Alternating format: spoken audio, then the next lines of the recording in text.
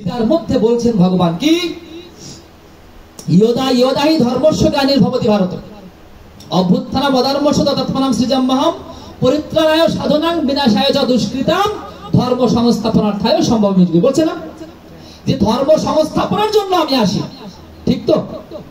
তাহলে যদি তাই তিনি আসেন, তাহলে ধর্ম সংস্থাপনের জন্য তিনি এসে গৌর সুন্দর কোন ধর্মটা সংস্থাপন করছেন, আর সেই রকম ভাবে আপনারা গৌর সুন্দরকে উপস্থাপন করছেন? বলুন তো দেখি। গৌর সুন্দর কখন আসলেন? যখন ধর্মটা অধর্মে পরিণত হলো। কি অধর্মে পরিণত হলো? যখন মানুষ সন্ন্যাস কিনা ভুলে গিয়েছে, সংসার কি তাও ভুলে গিয়েছে। প্রকৃত সন্ন্যাস, প্রকৃত সংসার দুটোকেই মানুষ বিচ্ছিন্ন করে ফেলেছে। এবং মানুষ প্রচলিত যে বৈষ্ণব ধর্ম, সেই তত্ত্ব থেকে বহু দূরে সরে গিয়েছে। তাই আমার গৌর সুন্দরকে দুই রূপ ধারণ করতে হয়েছিল। ভালো করে দেখবেন, গৌর সুন্দর জন্মগ্রহণ করেছেন কখন? পূর্ণিমা তিথিতে, দোল পূর্ণিমায়। কার জন্ম? গৌর সুন্দরের। শ্রীকৃষ্ণের জন্ম হয়েছে কোন তিথিতে? জন্মাষ্টমী, মানে অষ্টমীতে। রাধা রানীর জন্ম রাধাষ্টমী, মানে অষ্টমীতে।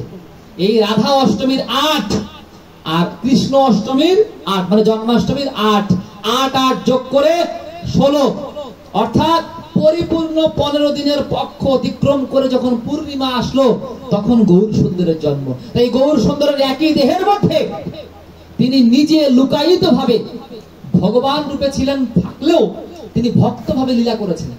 আর তাই খুব খুব কাছের ভক্ত যারা যারা তাকে চেনার চেষ্টা করেছে, তারা ছাড়া কেউ তাকে ভগবান বলে এখনো পর্যন্ত বিশ্বাস করে না।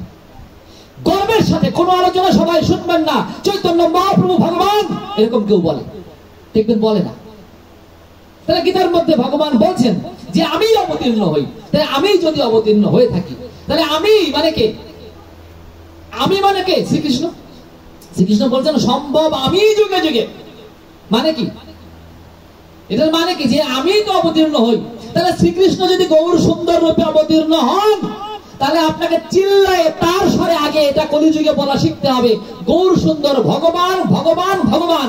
এটুকু বলা না শেখা পর্যন্ত অনুকূল চন্দ্র ভগবানের বোঝার সাধ্যই আপনার হবে না। কেননা আপনি তো গৌর সুন্দরকে জানেননি এখনো। এত সোজা নয় বৈষ্ণব দর্শন। আর ওই বৈষ্ণব দর্শনে না আসতে পারলে আপনার গৌরের প্রেম জাগবে না, হিংসাই জাগবে শুধু।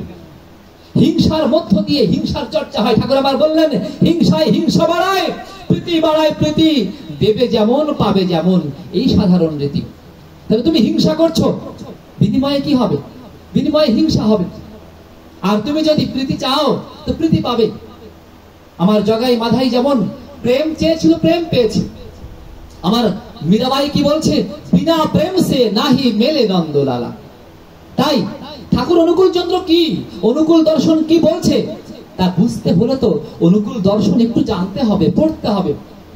একটুখানি যদি আমি শুধু বলি যে কি করে বৈষ্ণব দর্শনকে অনুকূল দর্শন সাপোর্ট করছে, শুধু সেই জায়গাটা, শুধু গীতা, এক গীতা, শ্রীমদ ভগবত গীতার বাণী ধরে ধরে যদি বলা হয়, তো প্রচলিত বৈষ্ণব ধর্মে গীতাকে অমান্য করা হচ্ছে।